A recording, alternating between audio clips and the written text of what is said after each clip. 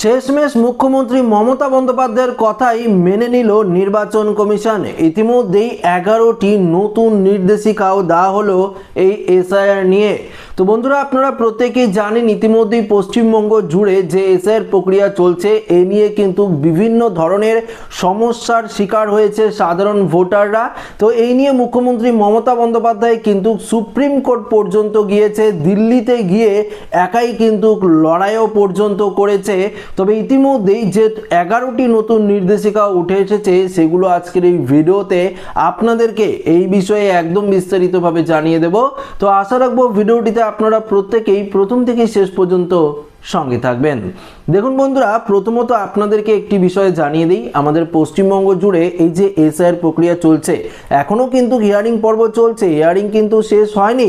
হিয়ারিংয়ের যে সময়সীমা সেটা কিন্তু আরও 7 দিন বাড়িয়ে দেওয়া হয়েছে। 14ই ফেব্রুয়ারি পর্যন্ত চলবে হিয়ারিং, তারপরও আবারও এইআরওদের কিন্তু সময় দেওয়া হবে সুপার চেকিং করার জন্য আরও 7 দিন। কেননা এই যে এসআইআর এর ফাইনাল লিস্ট যে প্রকাশিত করা হবে সেই লিস্টটি অবশ্যই ভেবেচিন্তেই প্রকাশিত করবে নির্বাচন কমিশন। কেননা সেই লিস্টে যদি কোনো প্রকৃত ভোটার বাদ যায় তাহলে কিন্তু এইআরওদের ওপরই কিন্তু বড়সড় একটা দায়িত্ব কিন্তু থাকবে। তাই নির্বাচন কমিশনারের তরফ থেকে বেশ কিছু গুরুত্বপূর্ণ আপডেট উঠে এসেছে যেগুলো আপনাদেরকে জানাবো।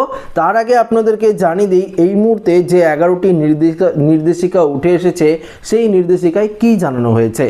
প্রথমত, এসআইআর এর কোনো রকম বাধা বরদাস্ত করা হবে না। এসআইআর নিয়ে যদি কোনো রকম বাধা সৃষ্টি হয় এর মধ্যে সেটা কিন্তু বরদাস্ত করা হবে না। বাস্তব পরিস্থিতির সঙ্গে কমিশনারের সব কাজ মিলছে না, বাস্তব যে পরিস্থিতি রয়েছে এই পরিস্থিতির সঙ্গে কমিশনারের যে কাজ সেটা মিলছে না, এটা কিন্তু দাবি করা হচ্ছে। ভোটারদের ভবিষ্যৎ নিয়ে চূড়ান্ত সিদ্ধান্ত ইআরওদের হাতেই থাকতে হবে। অর্থাৎ যারা এই হিয়ারিং পর্বটা করছে, যারা আপনার ফর্মটি ভেরিফিকেশন করাচ্ছে, তারা তো সেই এসআইআর জবে থেকে চলছে তবে থেকেই তো এই প্রক্রিয়াটা তারা করছে। ইআরও বা এইআরও সেটা তো আপনারা প্রত্যেকেই জানেন। বিএলও, ইআরও, এইআরও তারাই কিন্তু মেন ধরতে গেলে এই এসআইআর প্রক্রিয়ায়। তো চূড়ান্ত সিদ্ধান্ত তাদেরই একমাত্র দায়িত্ব থাকার অধিকার রয়েছে। দেখুন, মাইক্রো অবজারভার ও রাজ্যের দেওয়া আধিকারিকরা শুধু তারা সাহায্য করতে পারেন। এক্ষেত্রে কি বলেছে, পরবর্তীতে কমিশন প্রয়োজনে ইআরও এইআরদের বদলাতেও পারেন। 14ই ফেব্রুয়ারির পরে আরও 1 সপ্তাহ সময় দেওয়া হবে ইআরওদের, যেটা আপনাদেরকে বললাম। কমিশনকে নবান্নের দেওয়া 8505 জন সাহায্যকারীকে গ্রুপ বি আধিকারিক হতে হবে। তারপরে পরবর্তীতে বলেছে ওই আধিকারিকরা মঙ্গলবার বিকেল 5টার মধ্যে দায়িত্ব গ্রহণ করবেন। রাজ্যের দেওয়া আধিকারিকদের 2 দিনের প্রশিক্ষণও কিন্তু দেবে কমিশন। ফর্ম পুড়িয়ে দেওয়ার যে ঘটনা, এফআইআর না হওয়ায় রাজ্যের ডিজিপিকে শোকজ রয়েছে। আধিকারিকদের সাসপেন্ড করার বিষয়েও কমিশন পরামর্শ নিয়ে রাজ্য আইন অনুযায়ী পদক্ষেপ করুক, এটা কিন্তু বলেছে এই 11টি নির্দেশিকায়। তো বন্ধুরা, এই যে 11টি নির্দেশিকা আপনারা শুনলেন সেখানে কিন্তু পরিষ্কার বলে দিয়েছে, অর্থাৎ আমাদের রাজ্যের মুখ্যমন্ত্রী কি করেছে আপনারা প্রত্যেকেই জানেন, দিল্লিতে গেছে।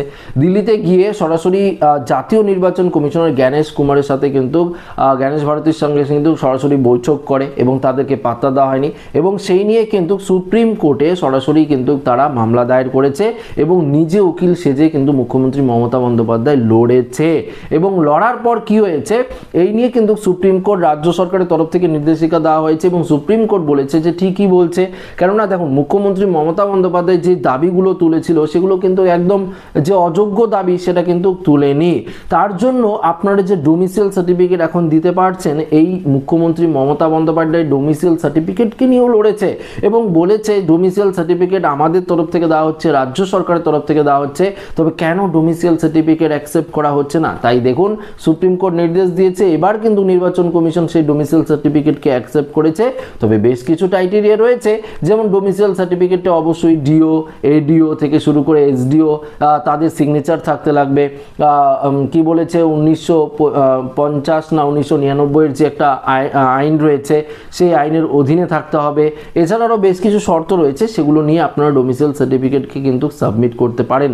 দেখুন, মুখ্যমন্ত্রী মমতা বন্দ্যোপাধ্যায়ের পরেই কিন্তু মুখ্যমন্ত্রী মমতা বন্দ্যোপাধ্যায় যখন দাবি তুলেছে তারপরেই কিন্তু মাধ্যমিকের অ্যাডমিট কার্ডকেও কিন্তু গ্রহণ করা হয়েছে। পরপর 2টি নথিকে কিন্তু অ্যাকসেপ্ট করা হয়েছে। তো বুঝতেই পারলেন, সমস্ত পশ্চিমবঙ্গবাসীদের কথা ভেবে নেবে এই এসআইআর নিয়ে কিন্তু লড়ে যাচ্ছেন রাজ্য সরকার। এবং পাশাপাশি আপনাদেরকে জানিয়ে দিচ্ছি, আপনারা কোনো রকম আতঙ্কিত হবেন না। এসআইআর এর ফাইনাল লিস্টে যদি আপনার নাম না থাকে সেক্ষেত্রেও আপনার কোনো সমস্যা হবে না, কেননা পরবর্তীতে সময় পাবেন আপনারা সেই আপিল করার, এবং আপনারা কিন্তু লিখিত আবেদন করতে পারবেন। সেটি রিজেক্ট হয়ে গেলেও 6 নম্বর ফর্ম ফিল আপ করতে পারবেন। তাই অযথা আতঙ্কিত হবেন না। এসআইআর যদি আপনাদের হিয়ারিংয়ে ডাকে, এখনও যদি আপনারা হিয়ারিংয়ে না গিয়ে থাকেন অবশ্যই যাবেন, এবং যদি আপনাদের হিয়ারিং কমপ্লিট হয়ে গেছে তাহলে নিশ্চিন্ত থাকুন, আপনার বাড়িতে হয়তো স্লিপও পৌঁছে গেছে, সেটি নিয়ে আপনারা নিশ্চিন্ত থাকুন। অবশ্যই আপনার নাম এসআইআর এর ফাইনাল লিস্টে থাকবে যদি আপনি বৈধ নাগরিক হয়ে থাকেন। দেখুন, আমি বৈধ নাগরিক, আমার বাবা বহুদিন ধরে এখানে বসবাস করছে, আমি জানি। আমার ঠাকুমা বসবাস করছে, আমার ঠাকুরদা বসবাস করছে, সেক্ষেত্রে আমি জানি যে আমি বৈধ নাগরিক। যদি আপনি বৈধ নাগরিক হয়ে থাকেন, সেটা আপনার মনের মধ্যে বিশ্বাস থাকবে, তো আপনি সেই বিশ্বাসে একাই কিন্তু লড়ে যেতে পারবেন। আপনার নাম এসআইআর এর ফাইনাল লিস্ট থেকে কেউ কিন্তু বাতিল করতে পারবে না, কোনো রাজনৈতিক দল বাতিল করতে পারবে না, কোনো নির্বাচন কমিশনের আধিকারিকরাও বাতিল করতে পারবে না। যদি আপনার নাম বাতিল হয়েও যাও, তারপরও আপনারা কিন্তু লড়াই চালিয়ে যেতে পারবেন, এবং সেখানে আপনার নাম কিন্তু অবশ্যই উঠতে বাধ্য হবে। তো আশা রাখবো এই ভিডিওটিতে আপনাদেরকে সঠিক ইনফরমেশন দিয়ে হেল্প করতে পেরেছি। ভিডিওটি ভালো লাগলে লাইক করবেন, বন্ধুদের সাথে শেয়ার করবেন, নতুন হয়ে থাকলে চ্যানেলটিকে সাবস্ক্রাইব করে আমাদের সঙ্গে জুড়ে থাকবেন। ধন্যবাদ।